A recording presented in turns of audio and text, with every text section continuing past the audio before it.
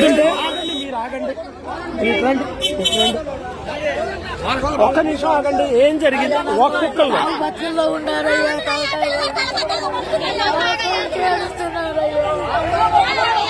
ఏమైంది? ఒక్కొక్కరు చెప్పండి.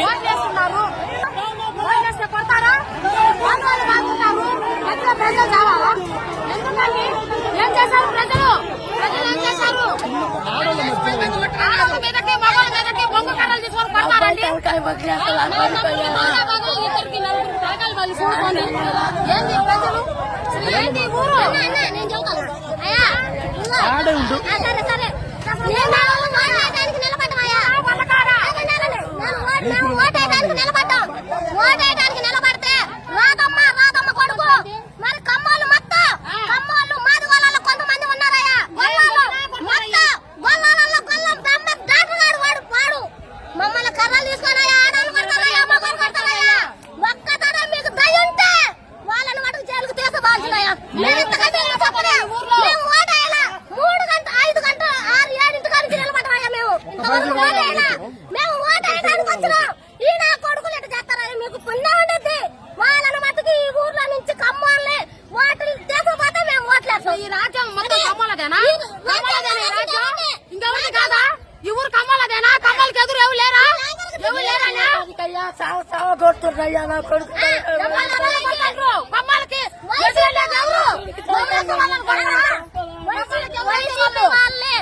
ఒక్కళ్ళు కూడా ఎదురు తిరగలేదన్న. ఒక్క వైసీపీ నాయకుడు కూడా ఏ కాస్ట్ వాడైనా కానీ ఒక్కళ్ళు కూడా ఎదురు తిరగల. టీడీపీ నాయకులు మొత్తాన్ని కొట్టిర్రు, తలకాలు పగలు కొట్టిర్రు. నిలబడ్డా కానీ కొట్టిరయ్యా.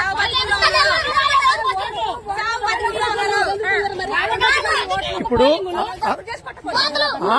నేను చెప్పేది సో ప్రస్తుతం మనం ఖమ్మంపాడు మాచర్ల రూరల్ మండలంలో ఉన్నాం.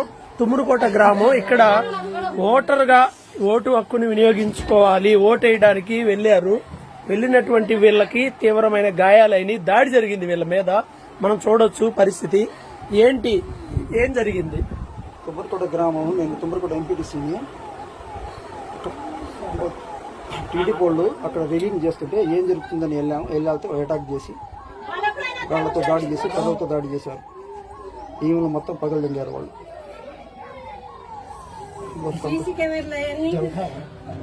అక్కడ కేవలం కావాలని పోలింగ్ శాతం వైసీపీకి అనుకూలంగా ఉందని వాళ్ళకి తెలిసి లోపలికి వెళ్లి మహిళల మీద అరాచకం చేసి ప్రశాంతంగా పోలింగ్ జరుగుతున్న చోట వెళ్లి మహిళలను కొట్టి భయభ్రాంతులు చేసి అక్కడ సీసీ కెమెరాలన్నీ పీకేసి అదేందని మేము వెళ్లి నేను ఒక మీడియాని మీడియా మీద నేను మీడియా కవర్ చేస్తున్న మీద పోయి నా మీద అటాక్ చేసి మీరు వైసీపీకి సానుకూలంగా ప్రవర్తిస్తున్నారని చెప్పి అందుట్లో నేను వైసీపీ మండల కన్వీనర్ని, ఎంపీటీసీ కార్యకర్త మా మీద కావాలని రాళ్లతోటి కర్రలతోటి దాడి చేసి అదేవిధంగా భయభ్రాంతులకు గురి చేసి అక్కడ సీసీ కెమెరాలను కూడా మొత్తం పీకేసి అక్కడ విజువల్స్ ఉన్నాయి చూడమనండి. పోలీసులు వైఫల్యం చెందారు. ప్రశాంతంగా జరుగుతున్న గ్రామంలో కావాలని టీడీపీ నాయకులు కావాలని బ్రహ్మారెడ్డి ప్రోద్బలంతో అక్కడ ఈ అరాచకం చేశారు. కావాలంటే అక్కడ చూస్తున్న వాళ్ళు వీడియో విజువల్స్ ఉన్నాయి చూడండి. ఎవరిది తప్పో అర్థమవుతుంది. ప్రజలారా, ముఖ్యంగా తుమ్మూరుకోట ప్రజలకి నేను ఇదే ముఖ్య విజ్ఞప్తి.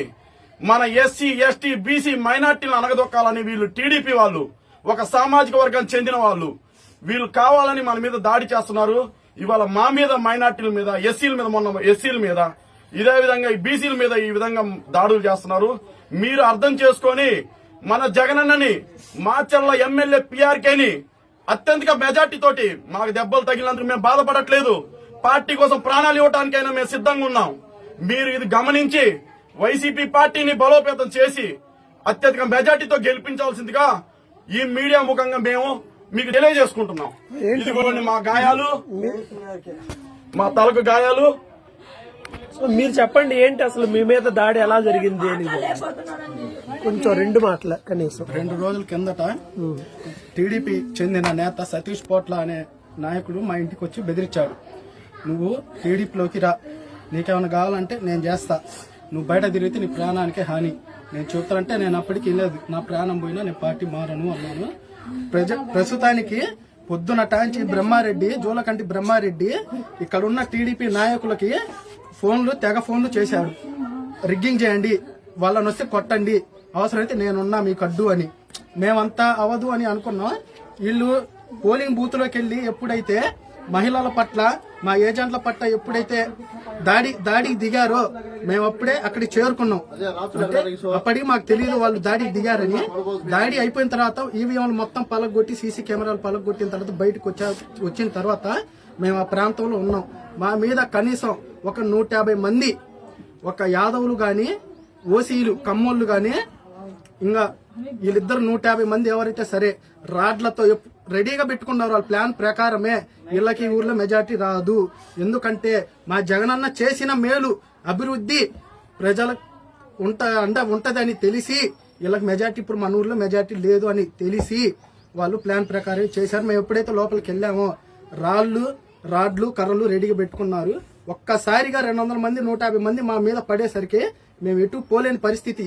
అది మొత్తం గోడ చుట్టూ పారి గోడ 6 అడుగులు ఉంది. ఎటు పోలేం.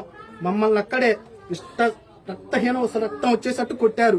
ఇంకా మేము ముగ్గురం కాదు, ఇంకొక ముగ్గురు ఉన్నాం దెబ్బలు తిన్నోళ్ళు. వాళ్ళు ఎక్కడున్నారు ప్రజెంట్ తెలియదు. ఇది మటుకు చాలా అన్యాయం. జూలకంటి బ్రహ్మారెడ్డికి ఒకే ఒక్క వార్నింగ్, మొగోడు అయితే ఎలక్షన్ ప్రశాంతంగా జరిపించు, నీకు చేత కాబోతే మూసుకొని దెంగే, అంత ఇక్కడ వద్దు.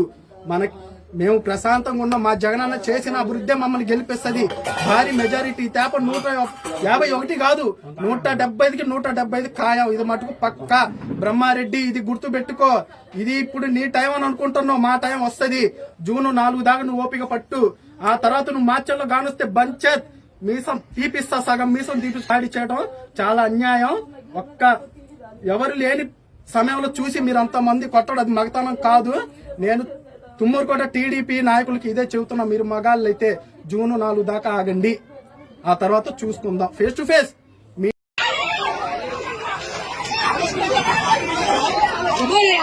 మీరు పోనమ్మా.